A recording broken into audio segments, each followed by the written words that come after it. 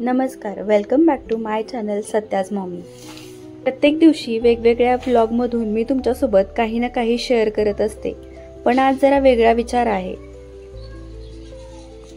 तर मी आज घरच्या घरी राजमा मी कसा बनवते हे तुमच्यासोबत शेअर करणार आहे। तर मी रात्रभर राजमा पाण्यामध्ये छान भिजत घातला होता आणि सकाळी बघते तर ते छान मस्त फुगलेले होते। आणि त्याच्यानंतर कुकरच्या डब्यामध्ये मला भात देखील लावायचा होता, त्याच्यामुळे भात आणि राजमा मी 2 डब्यांमध्ये कुकरला लावून घेतलं।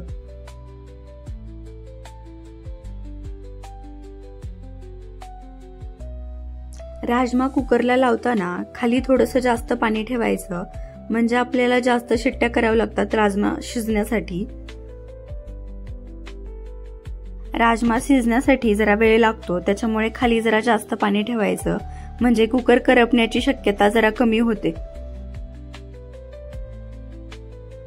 आणि आपण राजमा ज्या डब्यामध्ये लावतोय त्याच्यामध्ये थोडंसं पाणी टाकल्यानंतर थोडंसं मीठ देखील टाकायचं, म्हणजे राजमाला चांगली चव येते।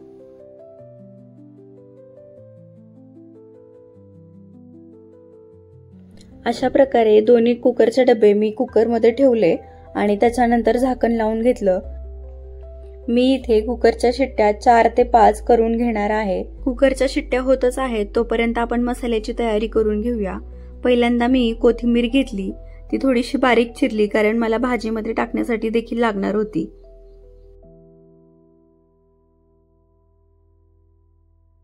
त्यानंतर 2 हिरव्या मिरच्या त्याची देठ काढून घेतली। त्याच्यानंतर आपण टोमॅटो घेणार आहोत आणि तो जास्त मोठा चिरायचा, कारण आपण तो नंतर मिक्सरला फिरवणार आहोत।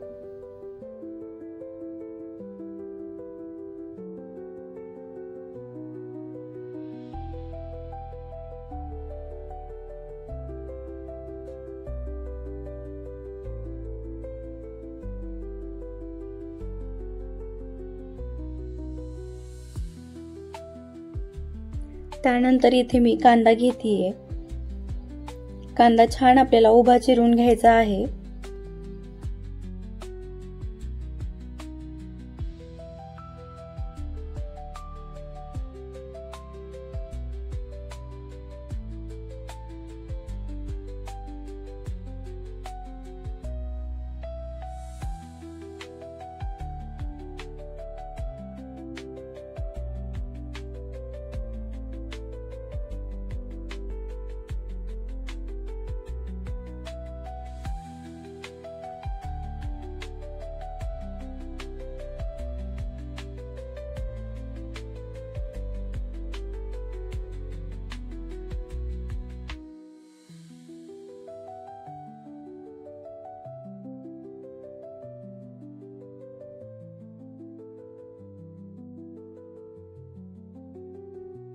इथे मी 2 छोटे कांदे घेतलेले आणि ते छान उभे चिरून घेतलेले आहेत।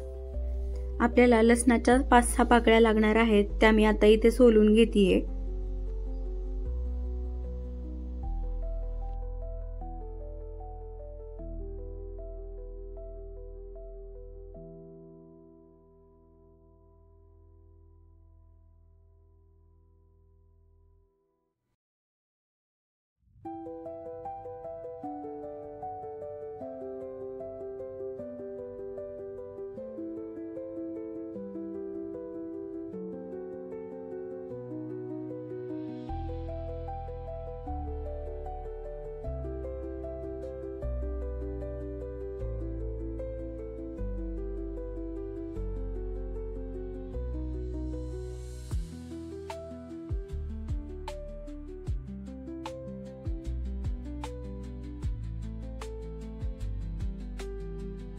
त्यानंतर खोबरं घेतलेलं आहे, ते देखील आपल्याला चिरून घ्यायचं आहे।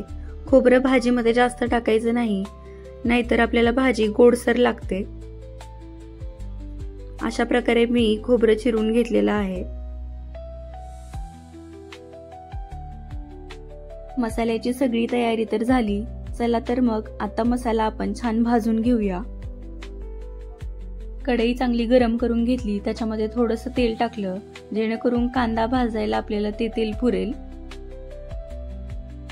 त्यानंतर आपण जो उभा चिरलेला कांदा होता आणि लसूण होता तो मी एकत्र इथे भाजून घेतेय। चांगला गोल्डन कलर येईपर्यंत तो कांदा छान भाजून घ्यायचा।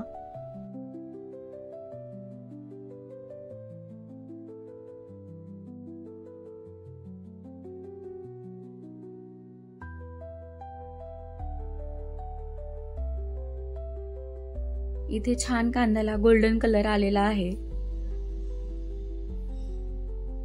कांदा आपण एका पसरट प्लेटमध्ये काढून घेऊया म्हणजे तो लवकर थंड होईल। त्याच्यानंतर आपण खोबरं भाजून घेणार आहे। खोबऱ्याला देखील लालसर रंग येईपर्यंत छान भाजून घ्यायचं आहे।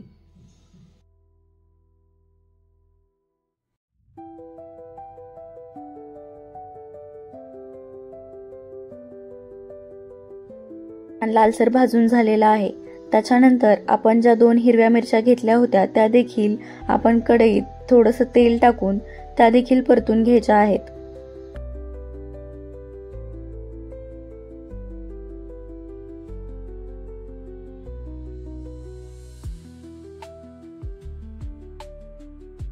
इथे हिरव्या मिरच्या परतून झाल्या की त्या मी आता काढून घेतेय।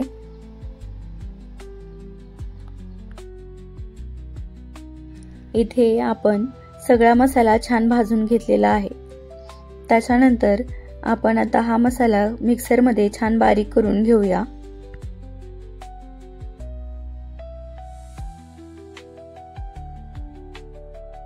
मसाला मिक्सरला बारीक करताना जास्त जर कोरडा वाटला कारण त्याच्यामध्ये खोबरं आहे त्यानी ओलसरपणा राहत नाही तर वरून जरा पाणी ऍड करायचं आणि मग तो बारीक करायचा।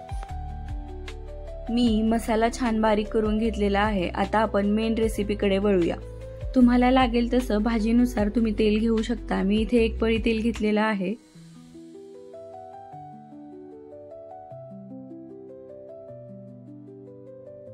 इथे मी सगळे मसाले तेलातच पहिल्यांदा परतून घेणार आहे। त्यासाठी आपण पहिल्यांदा मिरची पावडर, नंतर घरचा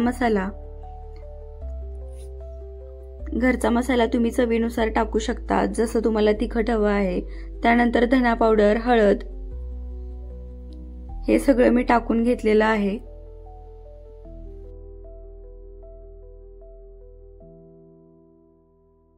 आणि त्यानंतर मी घरकुल मसाला थोडासा त्याच्यामध्ये टाकलेला आहे। सगळे मसाले टाकून झाल्यानंतर आपण जो मिक्सरमध्ये जो मसाला बनवला आहे तो मी आता याच्यामध्ये टाकून घेतेय। तो छान परतून घ्यायचा।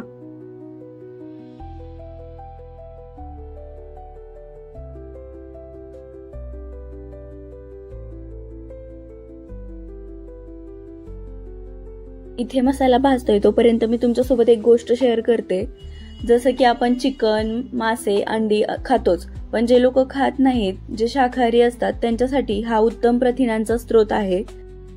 प्रोटीन भेटतं त्याच्यामुळे स्नायू मजबूत होतात। त्यासोबतच शरीरातील आयर्न म्हणजे हिमोग्लोबिनचं प्रमाण देखील वाढतं आणि अशक्तपणा पण कमी होतो। चला आता हा सगळा हेल्थचा भाग झाला। आता वळूया आपल्या रेसिपीकडे। इथे मसाला छान भाजला गेलेला आहे। त्यानंतर मी थोडीशी कोथिंबीर चिरून घातलेली आहे याच्यामध्ये। त्यानंतर मी इथे राजमा ऍड करून घेतेय। राजमा आपण जो कुकरमध्ये शिजवलेला आहे आणि त्याचं जे मिठाचं पाणी आहे ते देखील आपण भाजीमध्ये घालायचं आहे कारण त्यानेच भाजीला छान चव येते। त्यानंतर तुम्ही सगळं छान मिक्स करून घ्या।